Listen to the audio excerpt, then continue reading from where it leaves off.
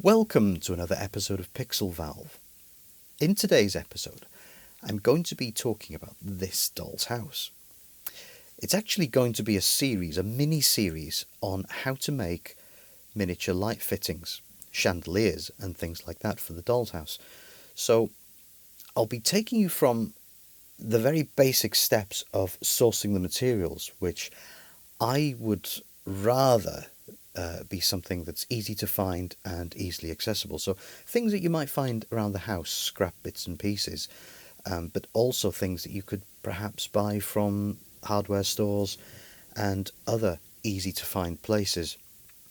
So the materials must be easily found, and I think it's something that will take you from sourcing the materials all the way through to finishing the actual finished item. I'm not going to say product because these things, they're handmade, and I think it takes such a long time to make these sometimes that it's not something that you're going to be able to buy. It's something that you're only going to be able to make, because the amount of hours that you're going to put into this far outweighs the value of the actual end product. The little fixture and fittings are in some ways nicer, I think, because they give the doll's house a really nice, genuine, handmade, handcrafted feel to it. A lot of these furniture and a lot of the accessories that you can get with doll's houses, they seem very mass produced, and if you had a home, or if you were decorating a home, because obviously you do have a home, but if you were decorating a home, it would look really out of place if your home had the same fixtures and fittings as everyone else, which is what we find with dolls' houses, isn't it? You know, the same similar sort of lamps, the same similar sort of furniture, and it's a little bit of a giveaway. It's a little bit of a giveaway that it's a miniature item, and I think it's just nice to make these things yourself because it gives it that really authentic feel, and some of the things that can be made by hand do look a little bit nicer too, because you can spend the time, you can spend as much time as you like or as little time as you like. It's completely up to you.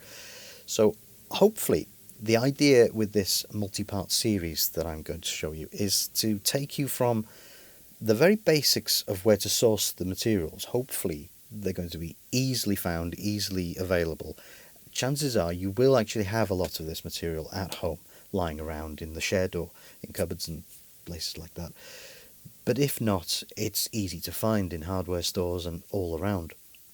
So what I'm going to do is take you from the very basic steps of getting this material and taking it to a point where you can see a form forming from these shapes, because you don't have to follow exactly as I'm doing it. You can modify it, you can change it.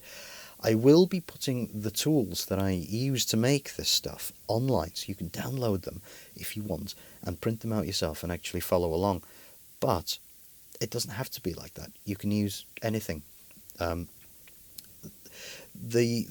tools that I've made are 3D printed, so you will need to 3D print them, but you'll get the idea of what the tool is doing. So you don't have to 3D print them. You can make them out of wood and other materials if you need to. And essentially what they are is just really small pipe benders, because most of this stuff is made out of copper pipe, which can be found everywhere from eBay to AliExpress and your local hardware stores. So this is one of the little things that I'm talking about, a little chandelier, tiny little chandelier. I don't know if you can see that there. I'll give you a closer up shot now. And another one here. I don't know if you can see that. It's a bit blurry, but I'll give you a close-up shot. Of course, the what I want to do is take it from bare copper pipe all the way through to where you put LEDs in these things, and where you actually make your own glass shades to put on these things, and also metal plate them, because obviously if you're looking at something small like a piece of copper, you're going to spot that it is copper because it looks like copper. But there's an easy way to plate these things. You can even polish the copper, because sometimes it is nice like that, but I'm going to plate them with nickel and fit them with LEDs, so they're going to need wiring, and I'm going to show you how to make the glass lantern funnels. So everything is going to be quite easy to do. You should be able to follow along. You might need moderate skills in some things, but not everything, because I don't use any special equipment. I don't use any machinery, really. So you don't need to worry about any of that. You should be able to follow along quite easily. Even if you've never used some of these things, it should be something that you can do. So let's have a look. Let's start this, and the camera work isn't going to be really great, because as I'm making these things, it's going to be awkward to hold the camera and position it. So sometimes there's going to be a hand in front of the camera, or a dodgy shot, blurry shots too. I love them. I love the blurry shots. So let's have a look, and we're going to move on to this series right away.